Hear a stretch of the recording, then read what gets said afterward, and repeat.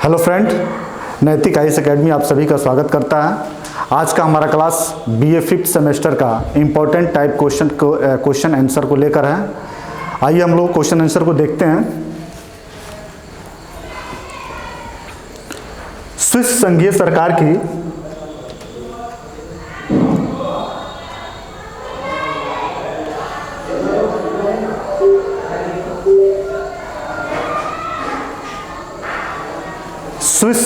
Switzerland की संविधान से ही सारे क्वेश्चन हैं, तो इस क्वेश्चन को देखते हैं कि स्विस संघीय सरकार की प्रमुख विशेषताएं।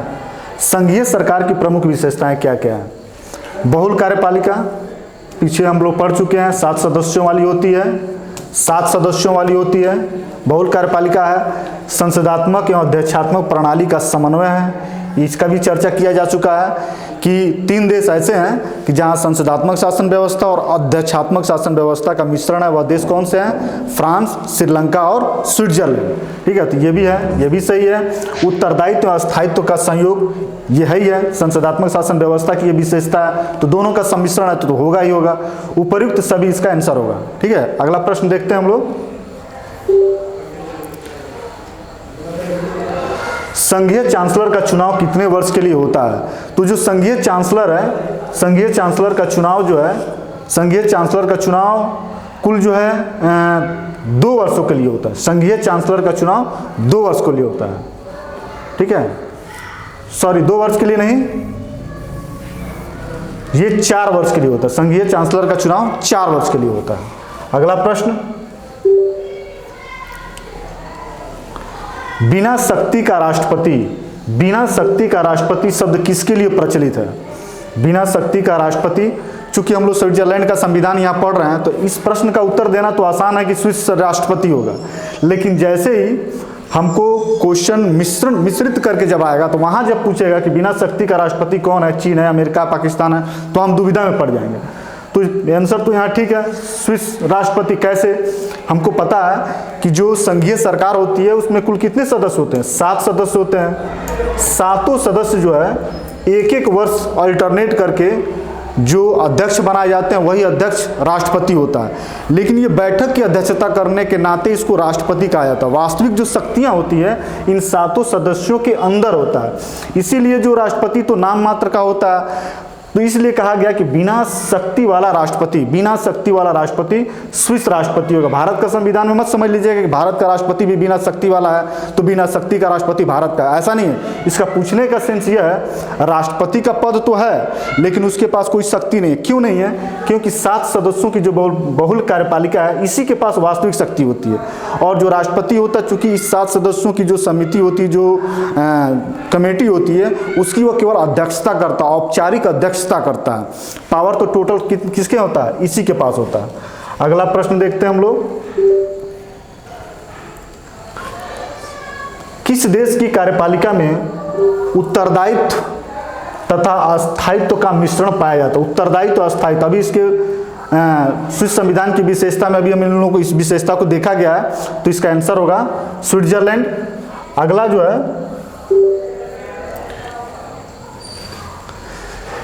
स्विस संघीय सरकार की गणपूर्ति के लिए कितने सदस्यों की उपस्थिति जो आवश्यक है? स्विस संघीय सरकार की गणपूर्ति, हमको पता है कि 7 सदस्यों वाली सरकार होती है।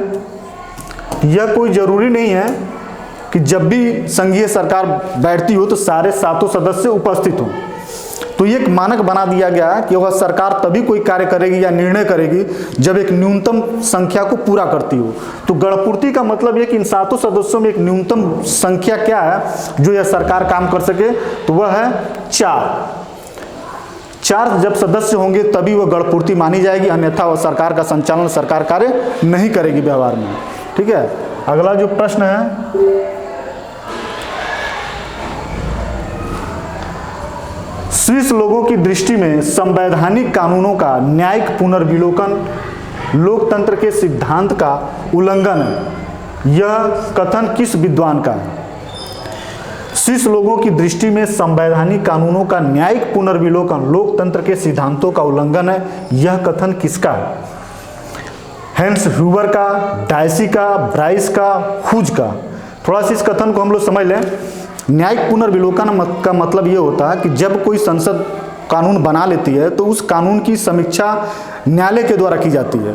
और यह न्यायालय के द्वारा जब कानून की समीक्षा की जाती है, यदि वह कानून संविधान के प्रावधानों के अनुरूप होती है तो ठीक है, यदि नहीं होती है तो वह कानून को गलत ठहरा सकता है, उसे असंवैधानिक घोषित कर सकता है। यह न्यायिक पुनर्विलोकन के अंतर्गत आता है। इस वीडियो के पहले हमने जो है न्याय अमेरिका का और स्विस के बीच जो संवैधानिक विशेषताओं के बीच अंतर एक बार एक क्वेश्चन आया था, उसमें हमने बताया भी था कि जो न्यायिक पुनर्विलोकन है यह अमेरिका में है, यह स्विस के संविधान में व्यवस्था नहीं है। लेकिन इस बात को कथन के रूप में किसने कहा, तो इस बात को कथन के रूप में हैंस हूवर ने कहा।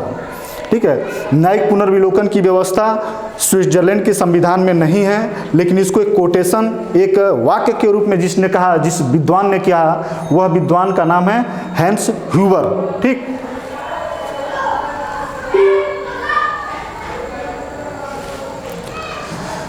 संघीय सर्वोच्च न्यायालय के न्यायाधीशों का निर्वाचन कौन करता है?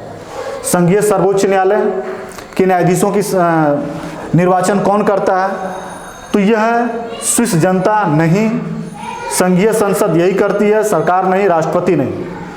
राष्ट्रपति तो औपचारिक होता है, संघीय सरकार के पास यह शक्ति नहीं, लेकिन जो संसद है वही संसद जो है क्या करती है, सर्वोच्च न्यायालय के न्यायाधीशों की नियुक्ति करती है। इस बात को आप समझ लीजिए। जैसे स्विट्जरलैंड में न्यायिक पुनर्विलोकन की व्यवस्था नहीं है, न्यायिक पुनर्विलोकन की व्यवस्था नहीं होने का मतलब कि जो न्यायालय है उसके पास ज़्यादा शक्तियाँ नहीं हैं। अब ज़्यादा शक्ति क्यों नहीं है? क्योंकि उनका निर्वाचन कौन करता है? संघीय संसद करती है। जब संघीय संसद उनका निर्वाचन करती है तो संघीय संसद द्वारा बनाए गए कानून की समीक्षा करने का अधिकार इनके द्वारा निर्वाचित किसी व्यक्ति को नहीं होगा। इसीलिए न्यायिक पुनर्विलोकन की व्यवस्था क्या है? सर्वोच्च न्यायालय संघीय संसद में नहीं है, और इसलिए नहीं है कि सर्वोच्च न्यायालय के न्यायाधीशों की नियुक्ति कौन करता है? संघीय संसद करता है। ठीक है, ये क्वेश्चन बिल्कुल कंफर्म हो जाना चाहिए। अगला प्रश्न जो है, संघीय सर्वोच्च न्यायालय के न्यायाधीशों का कार्यकाल कितने वर्ष का होता है? संघीय सर्वोच्च न्यायालय के न्यायाधीशों का जो कार्यकाल होता है वह कार्यकाल 4 वर्षों के लिए होता है। ठीक है, संघीय सर्वोच्च न्यायालय के न्यायाधीशों का कार्यकाल 4 वर्षों के लिए होता है। ठीक है, अगला जो प्रश्न है,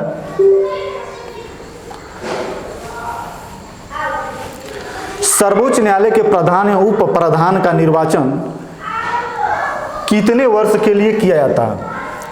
सर्वोच्च न्यायालय के प्रधान या उप प्रधान का निर्वाचन कितने वर्ष के लिए किया जाता है? तो इनका निर्वाचन जो है 2 वर्षों के लिए किया जाता है। सर्वोच्च न्यायालय के प्रधान या उप प्रधान, जो सर्वोच्च न्यायालय है वहाँ के जो न्यायाधीश होते हैं, तो न्यायाधीशों में जो प्रधान उप प्रधान की व्यवस्था की जाती है तो वो कितने सालों के लिए होता है? तो 2 सालों के लिए की जाता है।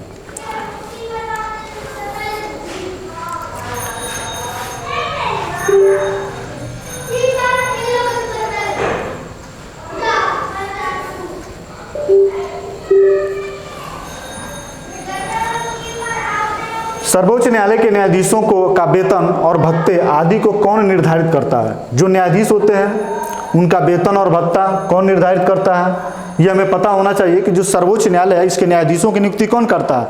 तो सर्वोच्च न्यायालय के न्यायाधीशों की नियुक्ति संघीय संसद करती है। यदि संघीय संसद उनकी नियुक्ति करती है तो उनके वेतन और भत्तों का निर्धारण भी कौन करता है? तो संघीय संसद ही करती है। भारत के संदर्भ में देखा जाए तो जो सर्वोच्च न्यायालय होता है उनके सदस्यों की नियुक्ति भारतीय संसद नहीं करती है। कौन करता है? ये कार्यपालिका करती है, सरकार ही करती है, प्रधानमंत्री और कैबिनेट करती है, और उसके वेतन और भत्तों का निर्धारण वहाँ संसद करती है। 2 तरह की बातें हैं। स्विस के संविधान में न्यायाधीशों की नियुक्ति संसद ही करती है, उनके वेतन भत्तों का निर्धारण संसद ही करती है। लेकिन भारत के संदर्भ में देखा जाए तो सर्वोच्च न्यायालय के न्यायाधीश की नियुक्ति तो सरकार करती है, लेकिन उनके वेतन और भत्तों का जो निर्धारण है वह वहाँ की क्या करती है? भारतीय पार्लियामेंट करती है, भारत की संसद करती है। इसके बाद अगला जो प्रश्न है, संघीय सर्वोच्च न्यायालय के द्वारा किस विवाद की सुनवाई की जाती है? जो संघीय सर्वोच्च न्यायालय है वह किन किन विवादों का समाधान करती है? तो पहला है संघीय कानून से संबंधित विवाद। ये बात सही है, संघीय न्यायालय है तो संघीय कानून से संबंधित विवाद को समाधान करेगी। सार्वजनिक अंतर्राष्ट्रीय कानून से संबंधित विवाद, सार्वजनिक अंतर्राष्ट्रीय कानून से संबंधित विवाद इसको भी करती है। कैंटनों के आपसी संबंधों से संबंधित कानून, कैंटनों के आपसी संबंधों से संबंधित विवाद, ये भी जो है सर्वोच्च न्यायालय करती है। इसका मतलब आंसर होगा उपयुक्त सभी। चूंकि संघीय सर्वोच्च न्यायालय तो संघीय से संबंधित जितने भी विवाद होंगे उसका समाधान, कैंटन क्या है, कुल 23 कैंटन है, 20 पूर्ण कैंटन है और 6 अर्ध कैंटन है। तो इनके बीच में भी आपसी कोई विवाद होगा तो निश्चित तौर से सर्वोच्च न्यायालय ही करेगा, जैसा कि भारत में है। ठीक है, अगला जो प्रश्न है,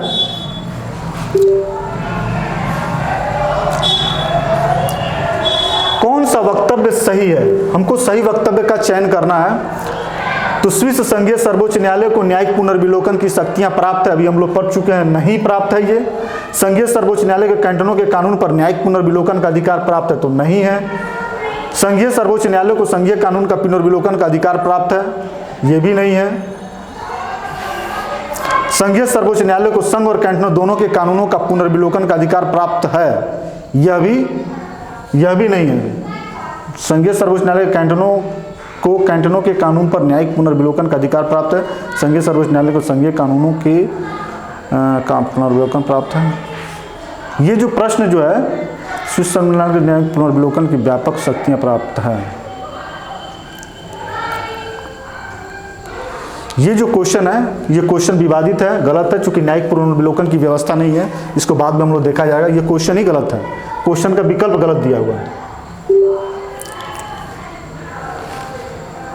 स्विस संघीय सर्वोच्च न्यायालय की शक्तिहीनता का कारण है। स्विस संघीय सर्वोच्च न्यायालय की शक्तिहीनता, इसके पास ज्यादा शक्ति नहीं है। इसके क्या कारण है? पहला, प्रत्यक्ष प्रजातंत्र और जन संप्रभुता की धारणा में गहरा विश्वास। चूंकि जनता शिक्षित है, समझदार है, शक्तियों से संपन्न है, प्रत्यक्ष लोकतंत्र का धारणा है, तो ऐसी स्थिति में न्यायपालिका क्या होगी? कमजोर होगी, जनता मजबूत होगी। यह नहीं है, गहरा विश्वास है, ये सही है। न्यायाधीशों का अल्प कार्यकाल, ये भी सही है। अभी हम लोग पढ़ें कि न्यायाधीशों का कार्यकाल बहुत कम समय का है, 4 वर्ष का है। न्यायाधीशों का निर्वाचन होता है, न्यायाधीश संसद के द्वारा निर्वाचित किए जाते हैं। तो उपयुक्त सभी, इन्हीं सब कारणों से जो स्विट्जरलैंड की संघीय सर्वोच्च न्यायालय है वह काफ़ी शक्तिहीन है। यदि भारत की सर्वोच्च न्यायालय से स्विस के सर्वोच्च न्यायालय की तुलना किया जाए तो भारत का जो सर्वोच्च न्यायालय ज़्यादा शक्तिशाली है, कार्य के क्षेत्र में और शक्ति के क्षेत्र में, दोनों क्षेत्रों में क्या है? ज़्यादातर शक्तिशाली। यहाँ तक यह माना जाता है कि भारतीय सर्वोच्च न्यायालय की जो न्यायिक सक्रियता की शक्ति है, न्यायिक पुनर्विलोकन की जो शक्तियाँ हैं, ये कहीं ना कहीं विधायिका पे और सरकार पे भारी पड़ रही हैं। लेकिन यहाँ क्या है? यहाँ जो स्विट्जरलैंड की जो न्यायपालिका है वह काफ़ी कमज़ोर है, और कमज़ोर होने के पीछे यही सब कारण है। प्रत्यक्ष प्रजातंत्र, जनता संप्रभु संपन्न है, उसे न्यायपालिका की ज़्यादा जरूरत नहीं है क्योंकि अधिकारों से संपन्न है, खुद कानून बनाती है। न्यायाधीशों का अल्प कार्यकाल, न्यायाधीश बहुत छोटे समय के लिए होते हैं। न्यायाधीशों का निर्वाचन भी कौन करता है? संसद ही करता है। तो इस तरीके से वहाँ की जो सर्वोच्च न्यायालय है वह काफ़ी शक्तिहीन है। यही सब कारण है इसके। स्विट्जरलैंड ने संयुक्त राष्ट्र संघ की सदस्यता कब प्राप्त की? स्विट्जरलैंड ने संयुक्त राष्ट्र संघ की सदस्यता कब प्राप्त की? तो स्विट्जरलैंड ने संयुक्त राष्ट्र संघ की सदस्यता जो है 2002 में प्राप्त की। हमें पता होना चाहिए कि जो स्विट्जरलैंड का संविधान है वह 1899 वाला जो संविधान है, उसी संविधान को लेकर हम लोग चल रहे हैं। तो वह संविधान नहीं, 1999 का जो संविधान है उसी संविधान का है, और ये 2002 में क्या किया है? संयुक्त राष्ट्र संघ की सदस्यता को प्राप्त किया। ठीक है, अगला जो प्रश्न है,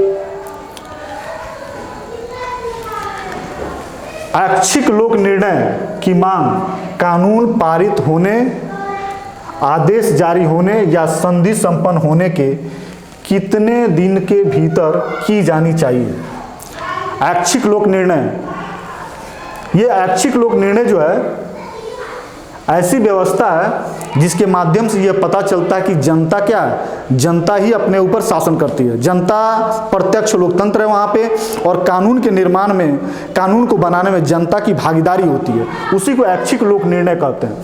जब कानून को बनाने के लिए जब जनता अपना प्रस्ताव पारित करती है तो वह पारित प्रस्ताव या जारी होने का, संबंध होने का कितने दिनों के भीतर की जानी चाहिए? ये इस निर्णय की जो मांग है, मान लीजिए कि ऐच्छिक लोक निर्णय, कोई कानून बनाना चाहती है जनता वहाँ की, तो पहले अपना जो है लोक निर्णय जारी करे कि हम इस तरीके का कानून बनाना चाहते हैं।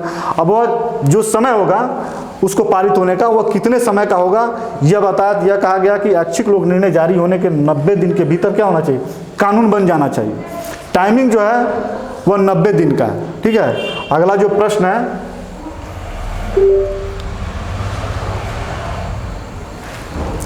निम्न में से किस श्रेणी के अंतर्राष्ट्रीय संधियों पर ऐच्छिक लोक निर्णय की व्यवस्था है? निम्न में से किस श्रेणी की अंतर्राष्ट्रीय संधियों पर ऐच्छिक लोक निर्णय की व्यवस्था है? अंतर्राष्ट्रीय संधियां ये बहुल कार्यपालिका संधियां करती हैं, लेकिन हमें पता है कि वहाँ पे क्या है, स्विट्जरलैंड में प्रत्यक्ष लोकतंत्र है, जनता की शासन में भागीदारी है, इसलिए जो भी अंतर्राष्ट्रीय संधियां वहाँ की सरकार करती है उस पर कहीं ना कहीं जनता की सहमति और जनता के द्वारा जनमत प्राप्त किया जाना आवश्यक होता है। तो ये कहा है कि अंतर्राष्ट्रीय संधियों पर ऐच्छिक लोक निर्णय की व्यवस्था है किस श्रेणी के? तो पहला है ऐसी अंतर्राष्ट्रीय संधियां जो असीमित समय के लिए हो, जिन्हें समाप्त नहीं किया जा सकता। अंतर्राष्ट्रीय संधि असीमित समय के लिए हो, जिनमें स्विट्जरलैंड की किसी अंतर्राष्ट्रीय संगठन में प्रवेश की व्यवस्था हो, जिनमें कानून की बहुपक्षीय एकीकरण की व्यवस्था हो।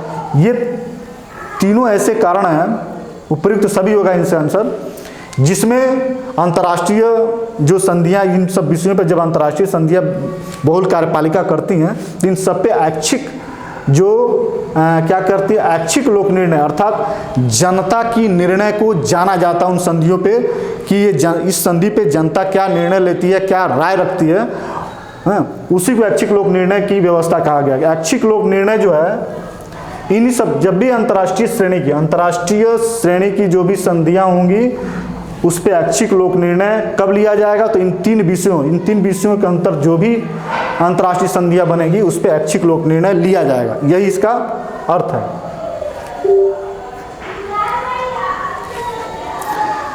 स्विट्जरलैंड के कितने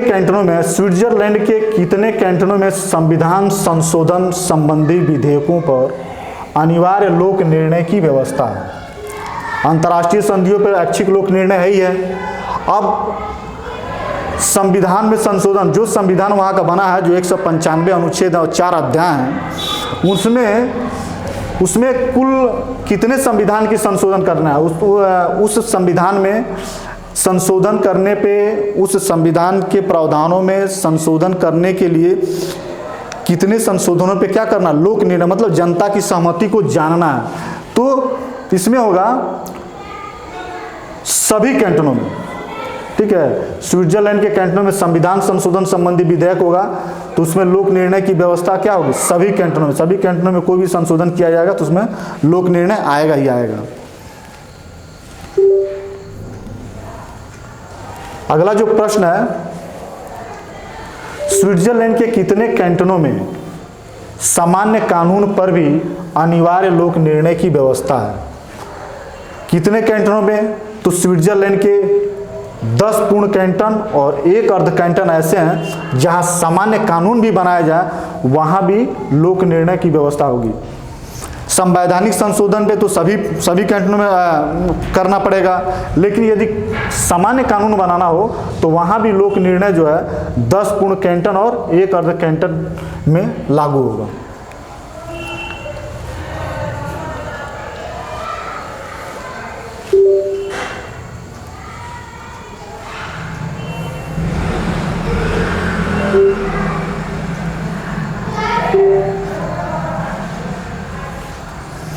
स्विट्जरलैंड में आरंभक का प्रयोग कितने मतदाताओं द्वारा किया जाना चाहिए? आरंभक का मतलब ये होता है कि मान लीजिए किसी विषय पे संसद कानून नहीं बना पा रही है या संघीय सरकार उस पर कोई विचार विमर्श नहीं कर पा रही है, लेकिन ऐसे कानून की जरूरत वहाँ की जनता महसूस करती है, तो इस तरह के कानून का प्रस्ताव जब भी जनता द्वारा लाया जाएगा उसको आरंभक शब्द कहा जाता है, कि आरंभक का प्रयोग किया जाता है। तो कुल कितने मतदाताओं द्वारा? ऐसी बात जिस पे कानून बनाने की जरूरत है तो कुल 1 लाख मतदाताओं द्वारा जब यह बात रखा जाएगा कि इस विषय पे कानून बनाना है तो उसे आरंभक की श्रेणी में लाया जाएगा।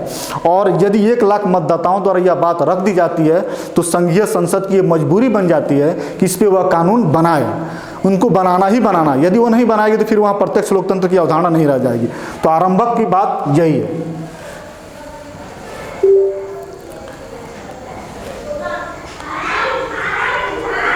स्विट्जरलैंड में आरंभक के प्रयोग के लिए 1 लाख मतदाताओं के हस्ताक्षर कितनी अवधि के